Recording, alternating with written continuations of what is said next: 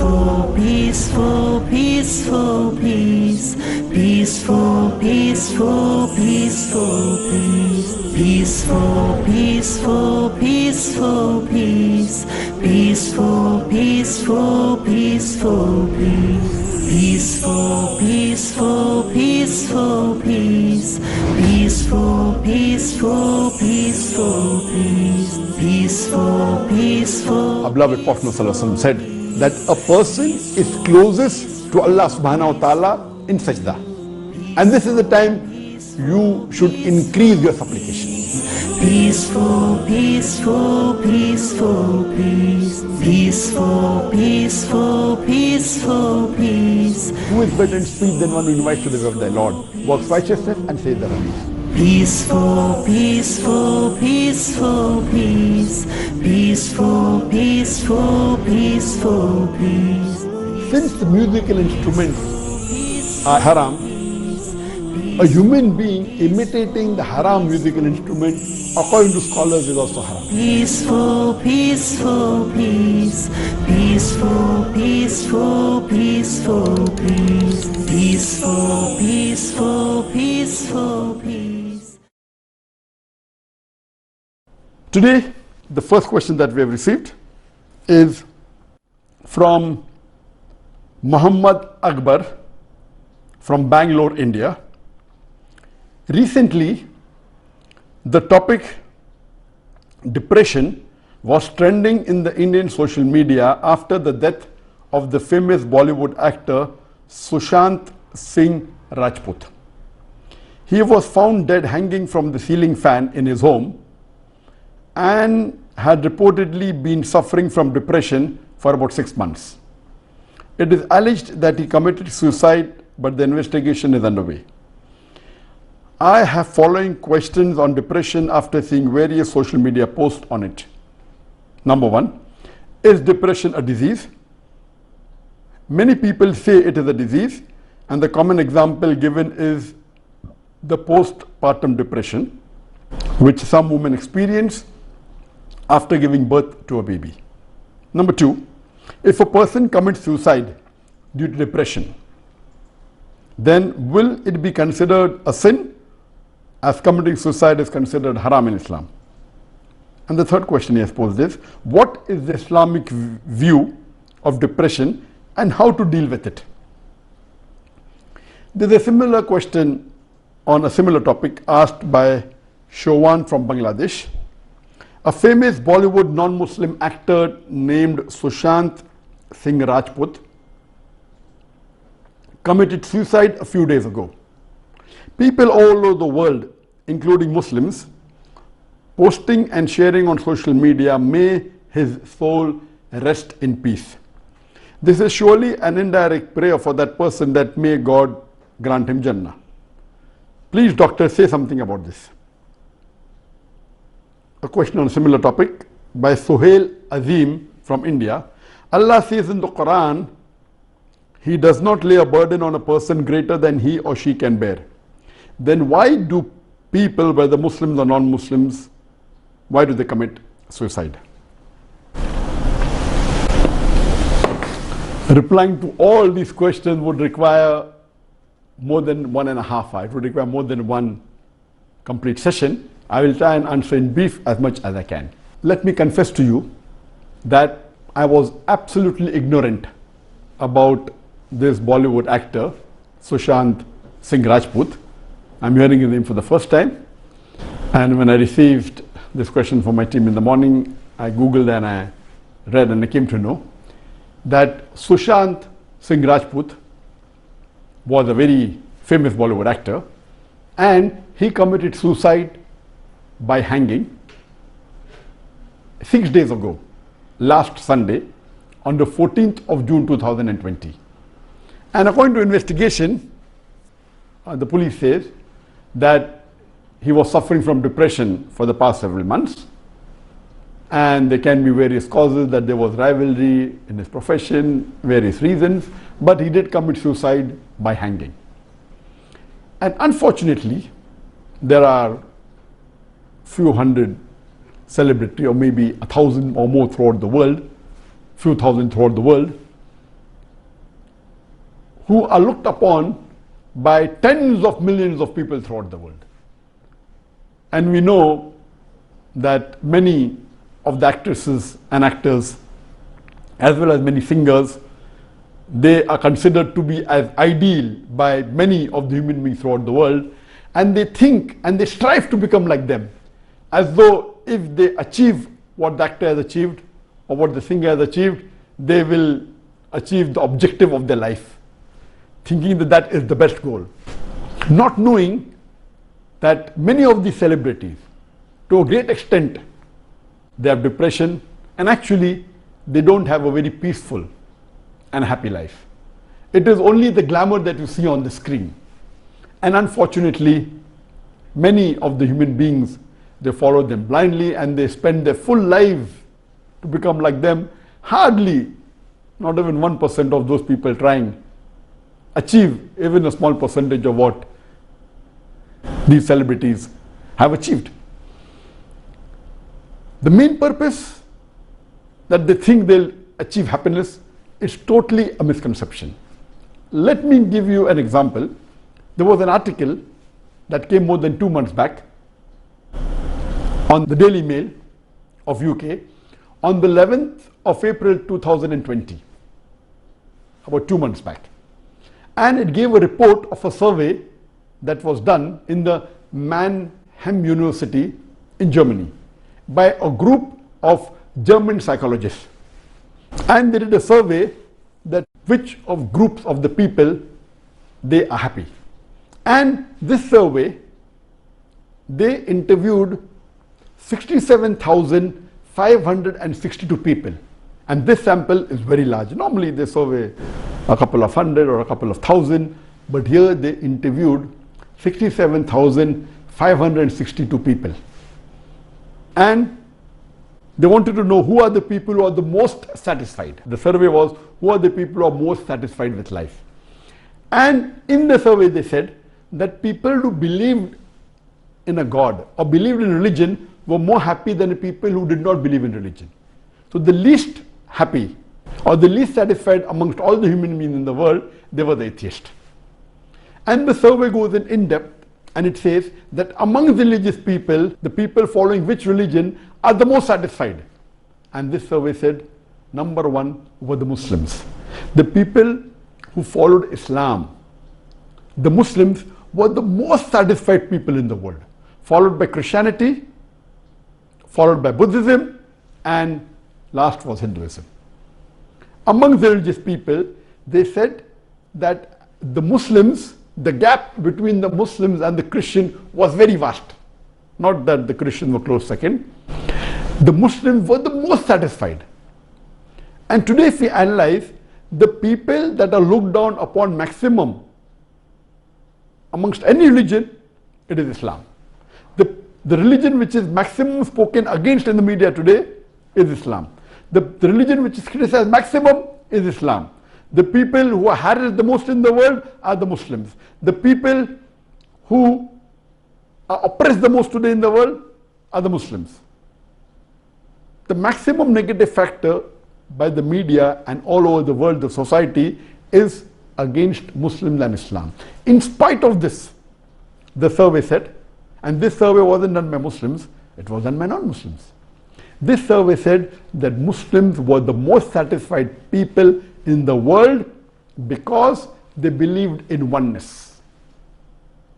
And the major factor for their happiness and satisfaction was Tawheed. Because the concept of God in Islam, the Tawheed, that there is no God worthy of worship except Allah, and no one deserves to be worshipped, and the one who is all powerful, all knowing, all wise is Allah, Almighty God. So because of this concept, and the Muslims as a whole, they are the most practicing amongst all religious people. In numbers, Christians may be more who say we are Christians, maybe about 2.5 to 3 billion, but the Muslims are 2 billion, but the percentage of Muslims practicing is much higher than any other religious group. And because of the oneness, this group of psychologists, they rated them the highest. So Alhamdulillah. And this survey also said that the least rate of depression amongst any people are amongst the Muslims. And the least rate of suicide amongst any people are the Muslims. And this survey was done by non-Muslims. So coming to it, we come to know that Islam has the solution to the problems of humankind. Coming to the basic question that the first questioner posed, that is depression a disease? And if someone commits suicide, is it haram? And what is the Islamic solution for it? For depression and for committing suicide. Regarding is depression a disease? Depression is mainly a mental disorder. This is a various definition, but it is not a disease that you get due to a germ or a bacteria or a virus. It's a mental disorder. And the reason for this mental disorder are various. One of the reasons for depression, it can be due to hormonal changes. It can be due to some enzymes that have been secreted by the brain. But the common cause is due to a personality trait, and the most common is environmental. Environmental, that today survey tells us that in India, the majority of the people that do suicide is mainly because of economic reasons. And you find a large number of farmers, they commit suicide. Then you have people due to being dissatisfied because of their job, because of rivalry in the profession. People commit suicide. There are students at a young age, because of the depression of exams, they commit suicide. And according to the medical research today by the Mayo Clinic, they say that amongst the outpatient department who come for cure of depression, about 2% of people commit suicide. Among the inpatient department who admit themselves in the hospital because of depression, about 4% commit suicide. And on a whole, amongst the depressed people, amongst the men, 7% commit suicide. Amongst women, only 1%. Peace, peaceful, peaceful, peaceful, peace. Coming to your question about the postpartum depression, yes, as I said, there are hormonal changes in the woman due to menstruation, due to postpartum after delivery, and this can be the cause of depression. But the suicide rate due to depression amongst the women is much less. But amongst the people who commit suicide, according to statistics, 60% of the people who commit suicide, they commit suicide because of a mental disorder. And among these mental disorder, one of the highest rate is due to depression. So maybe 1/3 or a little bit more than 1/3 cases of the suicide, those who commit suicide, may be due to depression. As I said, there are various other reasons. Regarding the second question, that is it haram to commit suicide because of depression or any other reason? Yes, in Islam, committing suicide is a major sin. According to Imam al-Dhahabi in his book, Al-Kabair, the major sin, he says committing suicide is the 29th major sin in Islam. And Allah says in the Quran in Surah Nisa, chapter number 4, verse number 29 and verse number 30, that all those who kill themselves, Allah will put them into the hellfire. And the hadith of the beloved Prophet Muhammad Sallallahu Alaihi Wasallam, it's mentioned in the hadith of Tirmidhi, volume number 4, hadith number 2044, that our beloved Prophet Muhammad Sallallahu Alaihi Wasallam said that if anyone kills himself with iron or with an instrument or with a knife, Allah subhanahu wa ta'ala will put him into the hellfire and he'll keep on stabbing himself with the same instrument. And the hadith continues, if someone commits suicide by taking poison, Allah subhanahu wa ta'ala will make him do that thing, taking poison, in hellfire continuously. So committing suicide is a major sin and it is haram in Islam. Regarding the third part of the question by the first questioner, that what is the Islamic solution for this? The Islamic solution for depression and for suicide is, Allah says in the Quran, in Surah Rad, chapter number 13, verse number 28, Verily, in the remembrance of Allah will hearts find satisfaction. So the survey which people are the most satisfied is the Muslim, because the Muslim knows that verily in the remembrance of Allah will the hearts find satisfaction. So this is the solution for depression and for suicide. And Allah also says in the Quran in Surah Baqarah chapter 2 verse number 195 that do not make your own hands the cause of your own destruction. That is saying that committing suicide is haram. And my father, may Allah grant him Jannah, he was one of the first Muslim psychiatrists in India, and he was also the president of the Psychiatry Indian Association, and he used to always say that the best treatment for a depressed person, for anxiety, it is the Quran. You read the Quran with understanding, and inshallah your depression will be solved. And there are treatments of depression. You can take antidepressant. One is psychotherapy, talking. That is the best. Instead of talking, you let Allah talk to you. If Allah talks to you, He is the best cure in the world. Huwa Shafi, He is the one who can cure. He is the best doctor, He is the best psychiatrist. So let Allah talk to you, that will be the best cure. And the third is the ECT, electroconvulsive therapy, where you put and you give shocks. But the best is the therapy that when a psychiatrist talks to you one-to-one, and the best talking can be done is by Allah. So the best solution is reading the Quran with understanding, with translation. I have given the talk on the topic, what is the purpose of life? And in this talk, I have described that every human being has a center. Some people are mainly society center. What will the society think about me? So they are most bothered about what will the friends and the society think about me, so they are trying to satisfy society. Some people are neighbor center. They are more involved in trying to prove that they are better than the neighbor. Some people are family centered. They are more bothered about their parents. Some people think that what their parents say is everything. So the main purpose of life is to satisfy the mother. Some people's purpose of life is to satisfy their father. So even if the mother speaks against Quran and Sunnah, if he is a Muslim, he will say no. Following the mother is important, not realizing that yes, obeying the mother is important, but if the mother speaks against Allah and His Rasul, at that time you don't listen to her. But that person is mother-centered. So you only want to satisfy his mother even though she goes against Allah and His Rasul. Some people are father-centered. Some people are children-centered. They are so much bothered that they want to see to it that their children are successful, or they want to make their children maybe a celebrity or maybe a doctor. So whatever the children say, they will follow hook or by crook. They want to satisfy them. But a true Muslim, a true mu'min, is a person who is Allah-centered. His life should be revolving around the commandments of Allah, the teachings of Allah and His Rasul, our beloved Prophet Muhammad.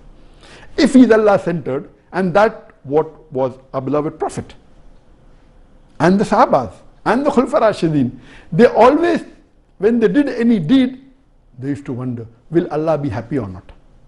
They are least bothered whether it will be against them or not, will it be against their family or not. Their first criteria was, will Allah and His Rasul be happy or not? So a true Muslim should be Allah-centered. If you are Allah-centered, and if you are centered around the teachings of the glorious Quran and the Sahih Hadith of our beloved Prophet Muhammad, inshallah, you can never be depressed. And as I said, depression is different from feeling grief or sad. A person can be sad if he goes lost in business, or if he has a death in the family, but depression is a medical terminology. If that thing continues for 2 weeks or more, it's called a depression. So if someone dies, our beloved Prophet ﷺ said, you can maximum grieve for 3 days. That also in limitations, you cannot go overboard. All these are teachings of a Prophet because this is the will of Allah. So if you follow the teachings of the Quran, inshallah, there is no question of you to be depressed. Because Quran has a solution to the problems of depression. The depression mainly comes is because of the anxiety, because you're always trying to satisfy maybe your neighbor, or maybe trying to satisfy someone else in the society. So best solution is the Quran. And I've also given a talk on Quran, the path to happiness. And in that I've said that there are various types of happiness. One is the false happiness, which a person can get if he has alcohol, or if he has drugs. It's a fake happiness, just maybe for a few minutes or for a few hours. Then second is the temporary happiness. You may want to become rich, and you may become rich, but then after that what? You may want to become actor, and you become, and after that what? But the real true happiness is everlasting happiness that can only be achieved is in Jannah. And Allah says in the Quran, in Surah Imran chapter 3 verse number 185, that Kullu nafsin zaikatul maut, every soul shall have a taste of death. And the final recompense is on the day of judgment. And anyone who is saved from the hellfire and enters the Jannah has achieved the objective of this world. For this world is nothing but mere chattels of deception. So the main objective of a Muslim is ultimate goal, ultimate happiness is Jannah. And before he reaches Jannah, the path to Jannah is also happiness. What you lead in this life. So the survey said that. The survey done in the Mannheim University in Germany by the non-Muslim German psychologist, that what is satisfaction?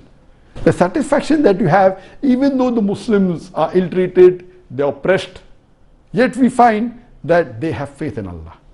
So because of that, their satisfaction level is very high, the happiness level is very high, and we find that the percentage of depression in the Muslims is the least, the percentage of suicide is the least, and a person who is more close to Allah and His Rasul, who follows more of the Quran and the Sunnah, he may have whatever problems in this world, he will not get depressed. There is no question of committing suicide, because the Muslim knows it's a major sin, and the Muslim knows that this life is a test for the hereafter. As Allah says in the Quran in Surah Mulk, chapter number 67, verse number 2, Alladhi khalaqal mawta wal hayata. It is Allah who has created death and life to test which of you is good indeed. Come to the second question now, that many people, after the actor Sushant Singh Rajput died, many people said that may his soul rest in peace, and many Muslims said that.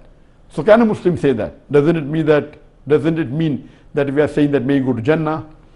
When any human being dies, the best thing to say is Inna lillahi wa inna ilaihi raji'un. From him we come, from Allah we come, from God we come, and to him we return, and to Almighty God we return. Even a Muslim dies, you can say that. Even if a non-Muslim dies, you can say that. And once there was a death procession going off a Jew, and the Prophet stood up when he saw that dead body passing. So the Sahaba said, but Ya Rasulullah, this is a Jew. So he said, yes, but he's a human being. And as we know, that from Allah we come, and to Allah we return. So the best thing that you can say when a non-Muslim dies is Inna lillahi wa inna ilaihi raji'un. From him we come, and to him we return. For the Muslim, yes, you can pray for his akhirah, you can pray for his Jannah, but for non-Muslim, from him we come, and to him we return. And the third question poses the question that when Allah says in the Quran that Allah does not lay on anyone a burden greater than he can bear, so the people are depressed because of burden. So isn't this against the verse of the Quran? What the question is referring to is the verse of the Quran, which is the last verse of Surah Baqarah, chapter number 2, verse number 286, where Allah says in the starting of the verse, Allah does not lay on any human being a burden greater than he or she can bear. Later on, the same verse, it continues, and we pray to Allah, our Lord, lay not on us, Rabbana, lay not on us a burden greater than we can bear. So when Allah has already said in the starting of the verse, Allah will not lay on us a burden greater than we can bear, so why are we praying to Allah, lay not on us a burden greater than we can bear? Here the Mufassirin say that Allah does not lay on anyone a burden greater than he or she can bear. But what? The human beings themselves, they lay on them a burden. It is like we are digging our own grave. So if the human being goes out of the way to overburden himself or to dig his own grave, then that's not the fault of Allah subhanahu wa ta'ala. So here we find that in depression, it is the human being who doesn't know the value of life. He gets depressed. Some people, their main center is money. So if they go lost in business, they get depressed and they commit suicide. Money is not everything in life. For some people, it is mainly that they want to be very good in profession. And if professionally they do not excel very well, they get depressed, they may commit suicide. Some people want to pass the examination, and if they fail, they commit suicide. So they are actually putting on themselves a burden greater than they can bear. So it's not Allah's fault, it is your fault. If you fail in examination, that's not end of life. If you cannot earn a lot of money, that's not the end of life. In fact, the Prophet said, it is easier for a poor man to go to Jannah than a rich man. Because it is more easy for a poor man to follow the commandments of the glorious Quran than a rich man. So in fact, you should be happy.